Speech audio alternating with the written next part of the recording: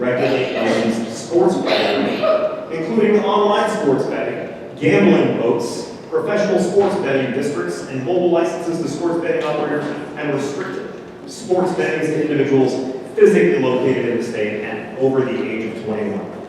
Here's what that means in granular English, okay? You would be allowed to make sports bets. You are not allowed to make sports bets in Missouri. You can make sports bets in some of our neighboring states, but you are allowed to make sports bets if this passes, so long as you're at least 21, which I think roughly half the room, roughly half this room is 21. So the other half, this is just a future vote. You're casting a vote for your future. Now on top of that, there are 38 states, plus DC, that currently have sports betting. Missouri has tried several times to enact sports betting. It has been unsuccessful in our General Assembly, and because they keep hitting the same roadblocks over and over again, they just decided, you know what, instead of we, the General Assembly, voting on it, let's kick it to the people, and maybe the people will vote for it. Missouri General Assembly, I just said that. So, FYI, this would ban gambling advertising to minors. It would also perform background checks on all in the sports betting biz. States would also fine violations, $50K, then $100K for repeat violations. I should also mention there is a tax rate on the betting revenue, and that is where the advertisements have come in. I have seen no ads about this issue that have said gambling is good or gambling is bad. Instead, all of it is about where's that money really going? Well, if you read the actual language of Amendment 2, you're going to get, they estimate about $29 million in revenue. And they say $5 million of it will go to prevent gambling addiction. That's a strange choice. It's a strange choice. Here we'll give you your addiction drug, and then some of the profit will go to preventing people from getting addiction drugs. That's an interesting choice. But in addition to that, the remaining, by law, will go to public schools and higher ed. So there is some debate. Some people rightfully skeptical about whether that will be enacted. But nonetheless, if it passes, it is uncertain when you can begin betting. Illinois passed a very similar measure, and they began somewhere around January. So just in time to bid on the teams for the Super Bowl. Any questions on Amendment 2 before we move on? Any questions on Amendment 2? Yes, question. Please shout your question. Shout it, please. Is that going to raise teacher pay? Is that going to raise teacher pay was the question. The answer to that is, we don't have that in the language now, do we? So I don't know. Maybe it's, for the record, Missouri is in the bottom 5 for teacher pay, public teacher pay anyways. I don't think it's so great community college instructor pay either, but at least for public school pay, that's in the language. I haven't read it. Ma'am, one more time, follow-up question? So when they say like that money is going to be going towards public schools and higher ed, That is by law, it will be. do they mean like updating the building, staffing? It's a universe of possibilities. Now, it can, of course, go to improving schools, improving technology in schools, paying instructors better. How are they going to decide what schools money goes to? That is a good question I don't have a great answer to. I believe that funding gets decided by the General Assembly, but the General Assembly has to allocate it in that area. So eventually would there be like a vote on like, okay, now we have all this sports betting money, what do we want to do with it? That's about how it works, yeah. You shouted, somebody had a question? You got it. Yeah. Got it. Ma'am, can you shout your question to me, please? Yeah. Let's do the ladies first. Go ahead. So why would that go towards raising teacher pay? I mean, I'm not the emperor of Missouri. If I was, I don't know. That's a good question. Sir? I just want to know if I can get a PowerPoint. One more, a little bit louder. I just want to know if I can get this PowerPoint through Canvas or anything. Ooh. Who's your instructor? Is it Kara Griffin? I'll send it to Kara Griffin. All right, thank you. Yeah, you can just talk to me after work. All right, it's capitalism. Love it. Let's move on to Amendment 3, because let's face it, Amendment 2 is really heavy stuff. Let's go to something much more lighthearted, like Amendment 3. Nice lighthearted stuff. Let's all have a good old time. You guys ready? We'll all be friends. So anyways, it doesn't really get fun until Amendment 5, but Amendment 3 is not a drag, but very serious stuff, right? Do you want to amend the Missouri Constitution to establish the right to make decisions about reproductive health care? remove Missouri's ban on abortion, allow regulation of reproductive health care to improve or maintain the health of the patient, require the government not to discriminate in funding activities, allow abortion to be restricted or banned after fetal viability. Let's get to that last bullet point momentarily. Story time. In 1973, the Supreme Court decided Roe v. Wade. This granted a constitutional right for a woman to access an abortion. It cannot be blocked by any law, by states or federal government until the Supreme Court 49 years later yelled backseas and Dobbs v. forget what Dobbs was v. But regardless, the Supreme Court argued that this should not be a constitutionally protected right. Instead, it should be decided through normal political processes. Now, I've heard people mistake this ruling, saying, okay, so we're not leaving it up to the federal government, we're leaving it up to the states. Now, that's not what the Supreme Court ruled. If Congress wanted to, they could ban abortion right now, they could legalize abortion right now. But they've just not participated in it, so we've left it up to the states in that way. So with that in mind, 10 other states are actually voting on this issue this year. Most of them, every single time, we've had like 7, 8 states vote on this issue. Every single one has voted to legalize abortion, either totally or mostly. This part right here, it's important to remember that this abortion, this pro-abortion language does not pertain to all the way up to the moment of birth. Instead, it only goes up to the moment of fetal viability. If you're unfamiliar with that term, that means the moment where it is believed the unborn can survive outside of the mother. That's largely understood to be about 24 weeks, or the end of the second trimester. Now, the government would not this is also in the amendment, would not interfere with prenatal care, childbirth, postpartum care, birth control, miscarriage care, and so on. And currently, right now, under Missouri's abortion ban, which is a near total abortion ban, there are no exceptions except for life of the mother. So that does include rape, that does include human trafficking, that does include incest. Any of those instances are not acceptable, quote unquote, excuses, reasons perhaps is a better way of saying it, to get an abortion. Currently it's a Class B felony to perform an abortion. It's also a crime to help someone seek it. So Amendment 3 would undo that and ban any penalties for attempting to do that. That's Amendment 3. I would rather not turn this into a debate about abortion, but does anybody have any questions about kind of what this language means? Hit me, loudly please. So the last part was just allow abortion to be restricted or banned after fetal viability. Yes. So this is allowed, not required. Does that mean it's left up to like the abortion clinic whether or not they can have the abortion after 24 weeks? Tyler, fantastic question. Once again, he just wants to ask about this final bullet point. What does that mean? Allow abortion to be restricted or banned, not by the clinic, by the government. Missouri, if it wants, and let's face it, I mean, probably would, it can, if this passes, still ban abortion near totally, but only after viability. So it would pretty much block off beforehand. Really, really good question. Ma'am, roll out. Will you put any tax dollars towards this? There is right here, it says local government entities estimate costs of, and I know you're on the back, so maybe you can't see it, estimate costs of about $51,000 annually in reduced tax revenues. And that will be put towards this? No, it's reporting that there will be lost revenue. And is that what it's saying? Estimate costs, yes, so there will be lost revenue in this. If this is put past? If this is put past, we're losing about $51,000. Now, once again, that's a drop in the bucket. Missouri's budget is like $50, $60 billion. I don't know if that's accurate. It's tens of billions of dollars. Sir, nice and loud. By the way, to clarify on Amendment 2 about the answer to teacher salary, teachers currently have a $40,000 teacher salary right now. But Sweet 40,000. some educators might worry that it's not guaranteed enough. So. You had fun? Somebody had their hand up in the middle? Nice and loud. Just to make sure I understand this correctly, voting yes would mean that it would legalize abortion, voting no means that it would. Voting yes would lift the abortion ban, at least all the way to viability. Voting no would keep things as is. Gotcha. Thank you. Let's keep moving. That's great. Maybe we had a lot of fun with Amendment 3. Amendment 3. Oh, I'm sorry, ma'am. Real loud, real fast. Let's keep moving. Can you explain a little bit more about how this got passed on to the states? I got confused when you were talking about. Yeah, sure. Well, the Supreme Court said it shouldn't be a right. If it's a constitutional right, that means the government can't weigh in on it. Like freedom of speech. Government, even if they pass a law, it will be struck down. They cannot take away your freedom of speech.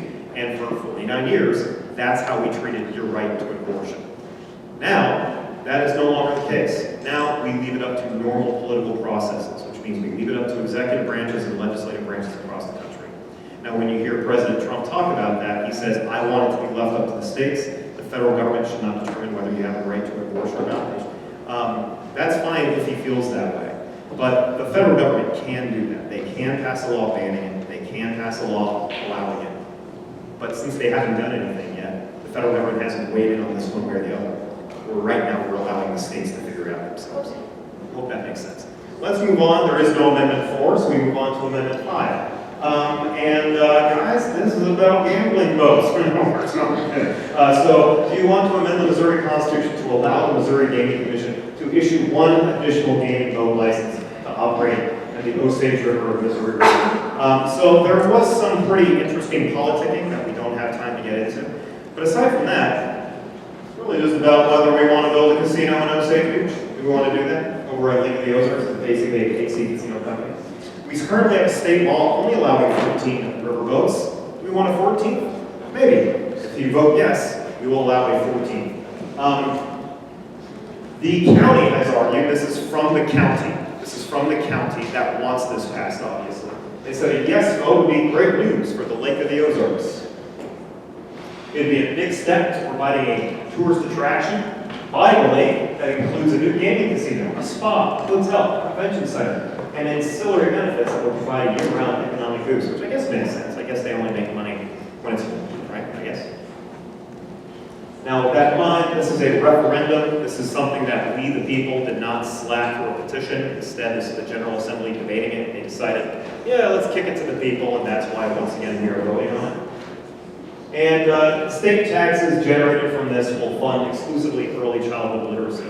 About $14 million worth is expected to go to childhood literacy. That sounds like a lot. I guess it's not a small amount of money, but Missouri already spends like $100 million on early childhood literacy. I guess why not put more money into it? But this is part of the politicking, right? In order to get me a casino vote, I will help your kids win.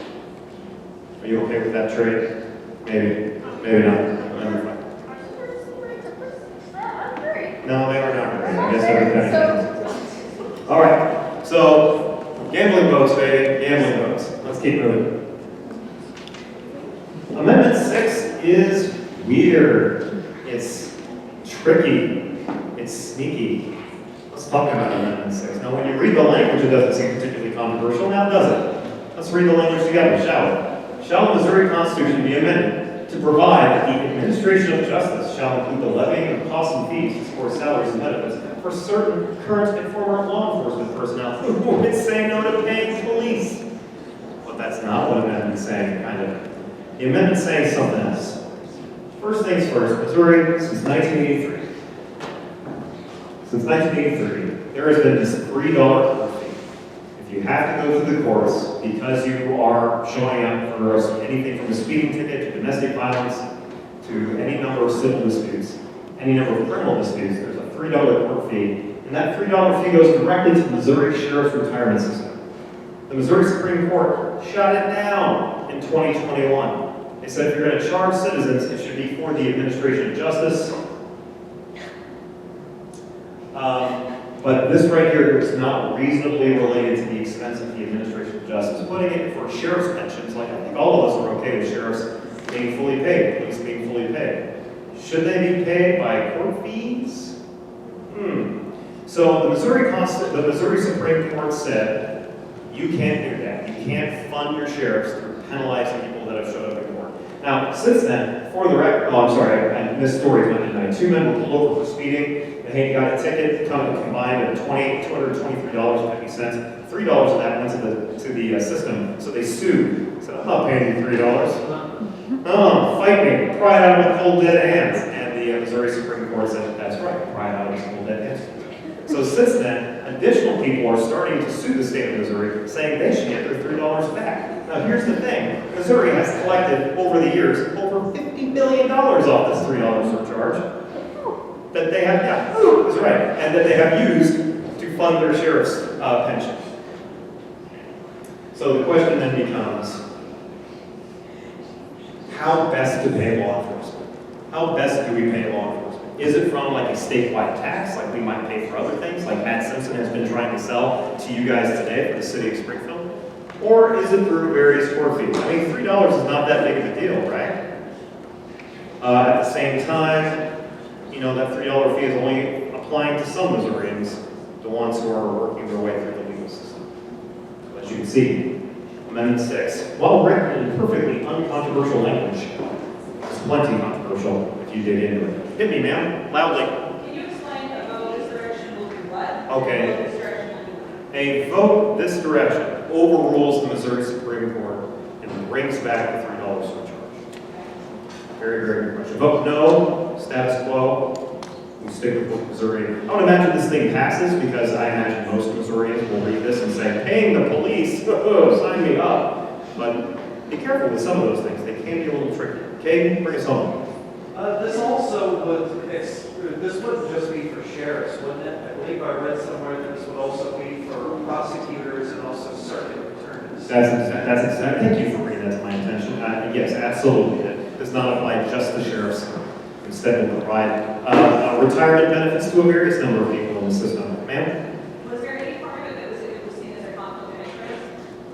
Like, if I'm sheriff, Yep. I have an incentive to get you. So there has been an argument about that I have read. As a matter of fact, as you can imagine, there have been some social justice people that have come out against this, saying that really what we're doing is incentivizing people to, you're incentivizing sheriffs and such to bring people in, prosecute them, and bring in some of that sweet, sweet $3 surcharge.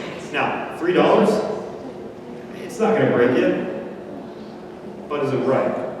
That's what you're voting on. Now, on top of that, last amendment, not the last thing, but the last amendment is Amendment 7. And this is where stuff gets weird.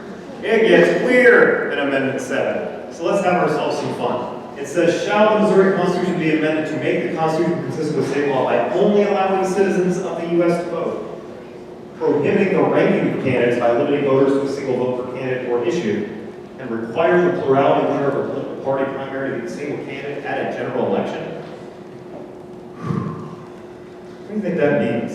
Well, obviously, the very first thing that you notice is the thing that most citizens will make sense of when they read it. It says the first bullet point, it will ban non-citizens from voting.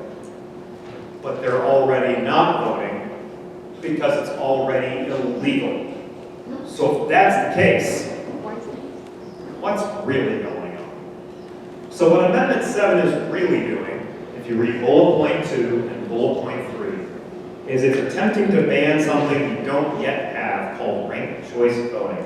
You ever heard, show of hands, you've heard of ranked choice voting. Okay. So I won't spend too much time guessing on it. Ranked choice voting changes how you normally vote. Instead of picking your preferred candidate, you rank them. So I would really like candidate 2 to win. If candidate 2 doesn't really cut the mustard, my second choice would be candidate 1 and then candidate 3. You rank them. You don't vote for your candidate, you rank the candidates. So, here's what that means. If no candidate can get over 50% of the vote, we annihilate the least vote getters. And if you voted for that least vote getter, that vote getter has been annihilated, and now your vote goes to your second choice, or in some cases, your third choice. In practice, it looks like this. If these 3 candidates came in this way, this is kind of what our elections look like. You have a Republican, you have a Democrat that get all the votes, and then some stragglers vote for the third party. Well, party candidate number 3 didn't cut it. So instead, we take that 4%, and who are the second choices for that candidate? Well, maybe one of that 4%, their second choice was for candidate 1. But 3 out of 4 of candidate number 3's supporters, their second choice was candidate 2. So even though candidate 1 got the most votes in the first round, they lost. And they lost because they did not build enough of a coalition. So here's a few things we know about ranked choice voting. One thing we know about it is it's an innovative idea to make sure that if you vote for a third-party candidate, you know your third-party candidates have no chance of winning, but that doesn't mean mean your vote is thrown away. You can still vote for them in the off chance they have a shot. And then, once they're eliminated, your vote still counts for your second choice, or in some cases, your third choice. It would encourage coalition building. Instead of ruthlessly attacking your opponents, which would turn off the supporters of that opponent, you're going to disagree with them and try to build a coalition in the off chances enough people want to make you their second choice. Deflectors, however, says it does defy the popular will of the people. Look at that first result. 48% voted for candidate 1. Guys, this happened in Alaska. In Alaska, where they have ranked choice, they have ranked choice in Alaska, they have it in Maine. The Republican got most of the votes, but they didn't get the 50%. The Democrat, who was really good apparently, this woman, Mary Baralter, was so good at building a coalition, she was able to win via the ranked choice system. So generally speaking, Amendment 7 wants to ban it, even though we don't have it yet. Kind of an interesting choice there, but that's not what most Missourians will read. Most Missourians will just read the first bullet point and say, non-citizens, not on my watch. But again, it's not happening on anybody's watch. It's not allowed. All right, any questions about Amendment 7 before we move on to our last item? Sir, nice and loud. Okay, so this can cover like both state and federal, or is it just one or the other? Well, since we don't have it in Missouri, it doesn't apply to state or federal. However, this will ban it anywhere. If we attempt to use it for state or federal, it's not allowed in Missouri. In Maine, state and federal are ranked choice. In Alaska, I believe just the state offices are. Don't quote me on that. Yeah. Any other questions on Amendment 7? Ma'am? So if we vote yes, like, then it'll ban it, and we vote no, then it can be. Then it won't be banned, and we still don't have it. So here's the thing, though. They want to ban it before it occurs, I guess, but you can still just have a future ballot item that brings it back, right? So I don't fully get the game here, other than there being weird. This is actually Amendment 7 was challenged in court before it hit the ballot for using deceptive language. I don't think it's deceptive, and if we just have those 2 bullet points, it's that first bullet point that makes it weird. Yeah. So is this something that's being considered like ranked voting already in Missouri? In Missouri, I have not seen a movement for it. However, just to be truthful, left-leaning organizations such as the Democratic Party would really like to bring in. I think we have seen research that does show that Democrats are generally better at coalition building. Republicans are better at burning their opponents down. I mean, literally, the presidential candidate is Donald Trump, right? So I think they're just a little. I think Republicans who right now run Missouri are a little concerned that maybe they're not as ready for the coalition building fight. Tyler?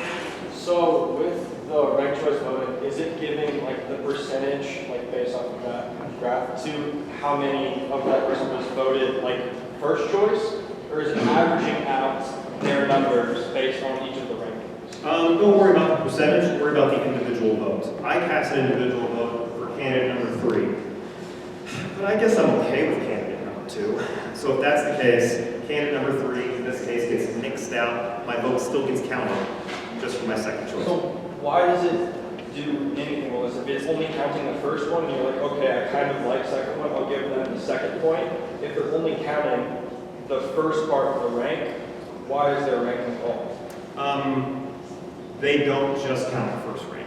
They will count the second ones if the first one, if your candidate that you voted for your first time was nixed. I hope that makes sense. Last question on Amendment 7. Could you explain better what this means by if there are only 2 candidates? If it's 2 candidates,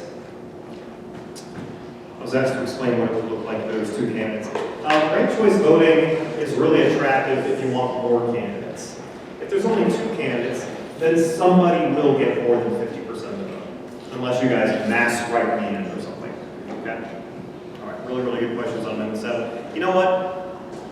One more, and then we'll move on to the last thing on the ballot. Hit me.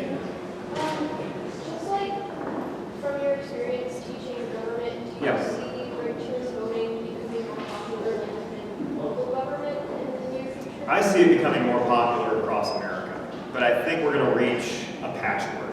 As you've seen, several states are putting it on the ballot. I think more states are going to put it on the ballot going forward. But I think it's not going to be a national thing. But but that's just me rubbing a crystal ball and trying to make a prediction about the future.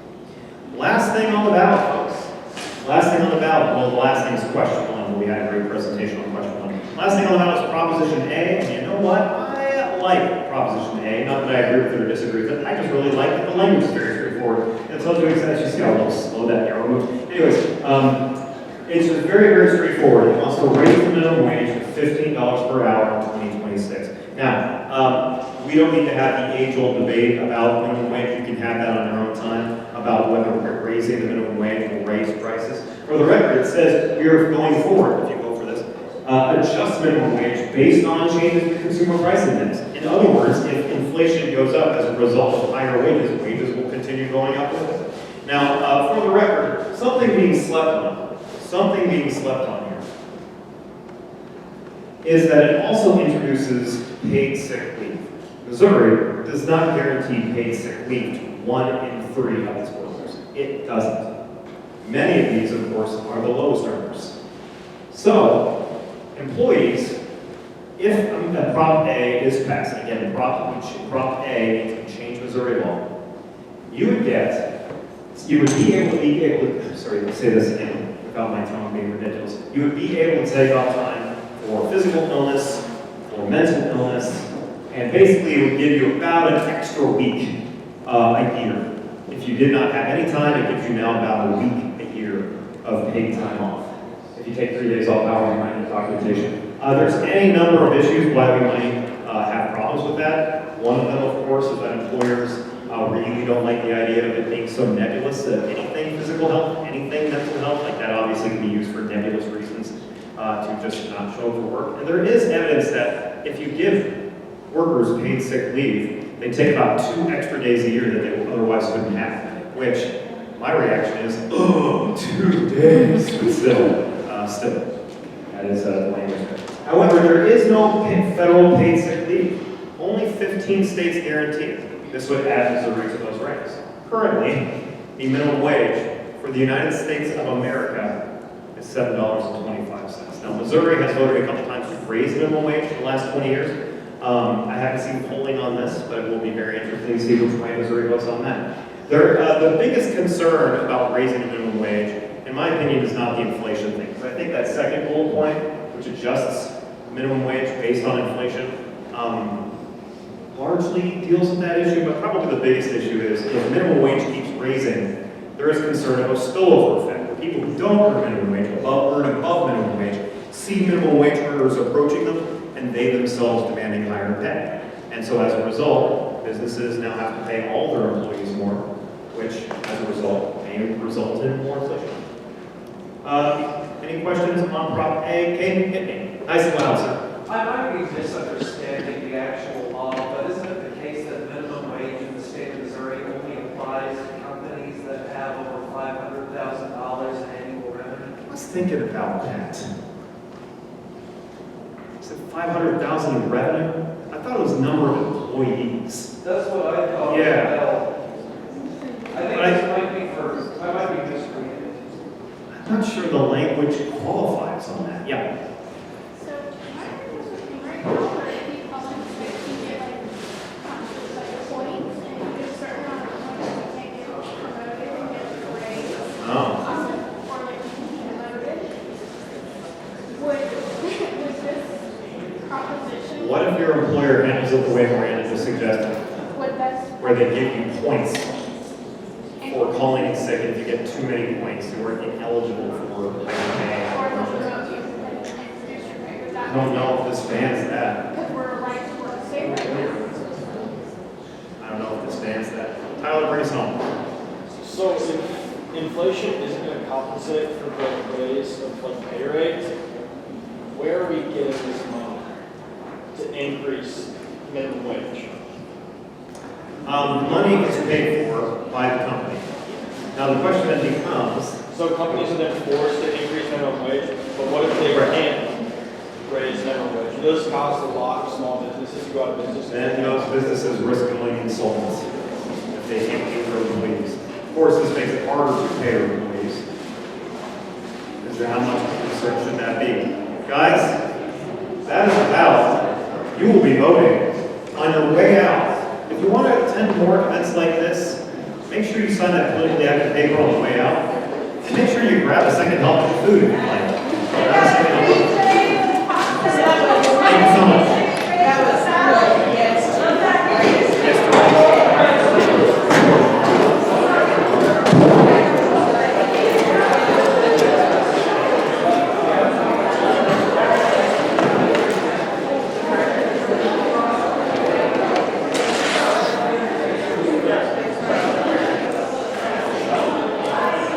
Your shift starts and then proposition A will have dance.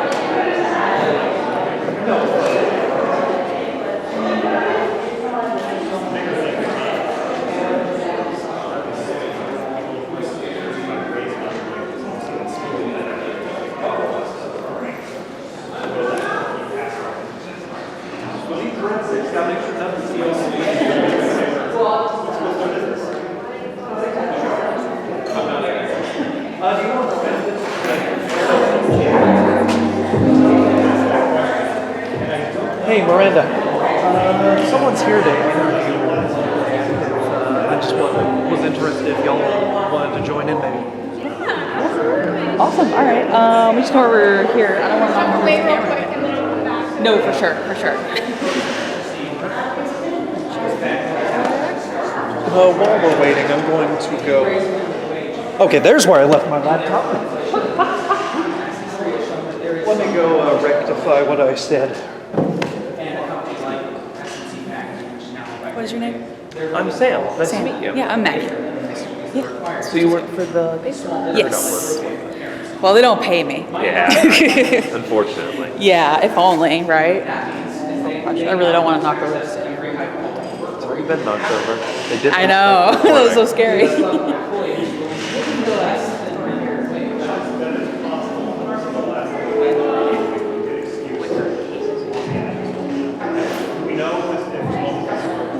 So yeah, I kind of misinterpreted the wording of that.